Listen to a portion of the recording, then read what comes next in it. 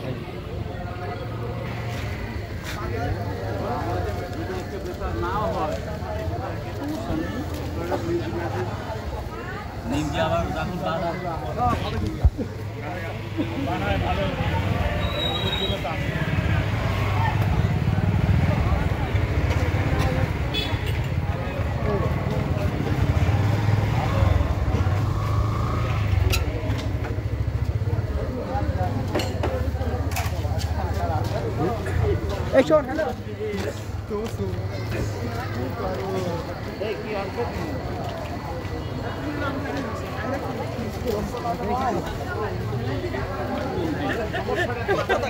Six, 7, 8, 9, 10.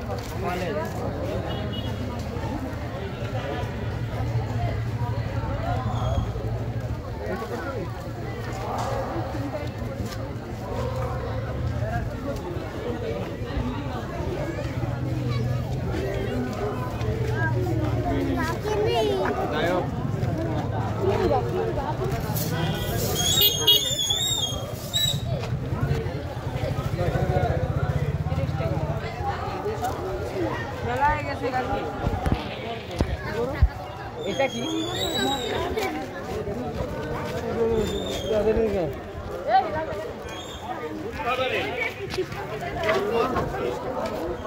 আমার পেশা দিকে হাঁটছো নাকি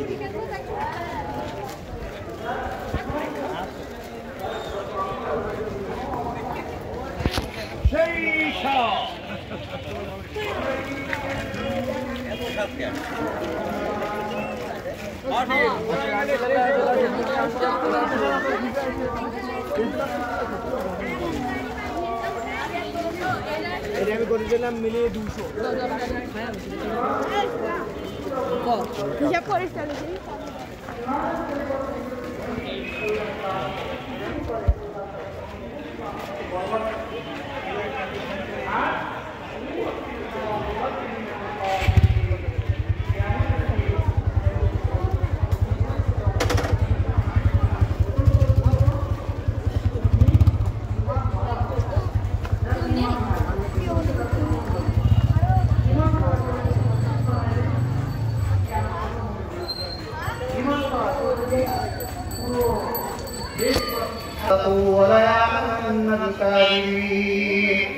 আল্লাহ তাআলা মুমিনকে পরীক্ষা করবেন কেন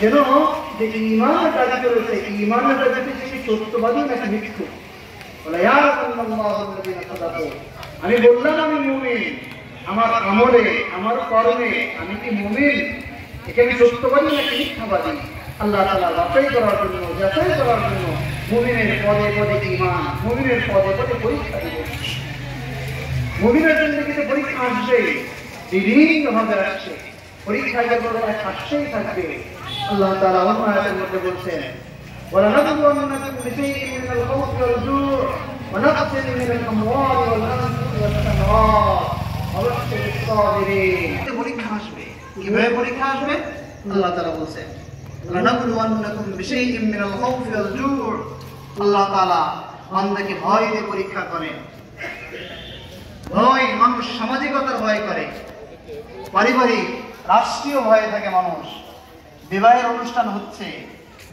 মানুষ আমাকে অসামাজিক বলবে এই ভয়ে মুমিন সে কি বিবাহের অনুষ্ঠানে যায়, ওই অনইসলামিক কাজে শরীক হয় নাকি বিরত থাকে, আল্লাহ তাআলা ভয় দিয়ে পরীক্ষা করেন। আল্লাহ তাআলা মানুষের সম্পদ ছিনিয়ে নিয়ে পরীক্ষা করেন, আল্লাহ তাআলা সন্তান ছিনিয়ে নিয়ে পরীক্ষা করেন। বড় ব্যবসায়ী, কোটি কোটি টাকার মালিক, দেখতে সুন্দর, দেখতে মনে হচ্ছে একজন সম্ভ্রান্ত পরিবারের লোক, ঢাকায় থাকতে আসছেন আমাদের মাদ্রাসায়। হুজুর, এই কয়েকদিন আগে দোকান পুড়ে একেবারেই শেষ হয়ে গেছে। দোকানে নগদ টাকা ছিল 50 লক্ষ টাকা, আর সম্পদ যা ছিল ব্যাংকে ঋণ 10 কোটি টাকা। এক রাতে পুড়ে সব শেষ। পরের দিন পথের ভিখারি হয়ে গেছে। ব্যাংক 10 কোটি টাকা পাবে, কিছুই নাই। আল্লাহ তাআলা সম্পদ নষ্ট করে পরীক্ষা করছেন। মানুষ এই হালাতে ইমানের উপরে থাকে নাকি চলে যায়, সেই ইমানের সত্যবাদী নাকি মিথ্যাবাদী। আল্লাহ তাআলা সন্তান ছিনিয়ে নিয়ে পরীক্ষা করেন। ছোট্ট সন্তান 10 বছর বয়সে, 10 বছর অতিক্রম করার পর আল্লাহ একটা সন্তান দিয়েছেন। কেবল বাবা বলে ডাকতে শুরু করেছে। সন্তানের মধুর কণ্ঠে যখন বাবা বলে ডাক দেয়, কলিজা ঠান্ডা হয়ে যায়। ঠিক সেই মুহূর্তে আল্লাহ তাআলা একটা পরীক্ষা করলেন, এমন এক রূপ দিলেন, সন্তানকে আল্লাহ তাআলা নিয়ে চলে গেলেন।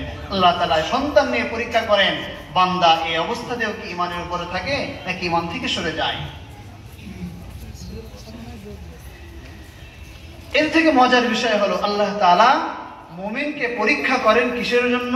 মুমিনের দারাজাত, মুমিনের মর্যাদা বুলন্দ করার জন্য। এই যে আমরা মাটির উপরে বসে আছি, এই মাটি স্বাভাবিক মাটির দাম একেবারেই কম। এক গাড়ি মাটির দাম 1500 টাকা, 1200 টাকা। এই মাটি যখন ভাটায় নিয়ে যাওয়া হয়, প্রসেস করা হয়, ইট পোড়ানো হয়, অনেক দিন পোড়ায় পোড়ায় যখন লাল হয়ে যায়, কালো হয়ে যায়, এক গাড়ি এই মাটির দাম 15,000 টাকা হয়ে যায়। কিছুদিন আগে ছিল 1500 টাকা, একটু পোড়ানোর কারণে এর দাম হয়েছে 15,000 টাকা। আল্লাহ তাআলা মুমিনকে পোড়ান, বারবার পোড়ান, মুসিবত দিয়ে পোড়ান। কেন পোড়ান? মুমিনের মর্যাদাকে বুলন্দ করার জন্য, মুমিনের মর্যাদা বৃদ্ধি করার জন্য। আল্লাহর পয়গম্বর সাল্লাল্লাহু আলাইহি ওয়াসাল্লাম বলেন, আজাবান লিআমরিল মুমিন, মুমিনের বিষয়টা বড়ই আশ্চর্যজনক। কেন আশ্চর্যজনক? ফাইন আসাবাতহু সাররা শাকারা ফাকানা খায়রাল্লাহ, যদি মুমিনের কল্যাণ হাসিল হয়, মুমিন সুখে শান্তিতে থাকে, আর মুমিনের এই সুখে শান্তিতে থাকার উপরে সে শুকরিয়া জ্ঞাপন করে, এটা তার জন্য কল্যাণের।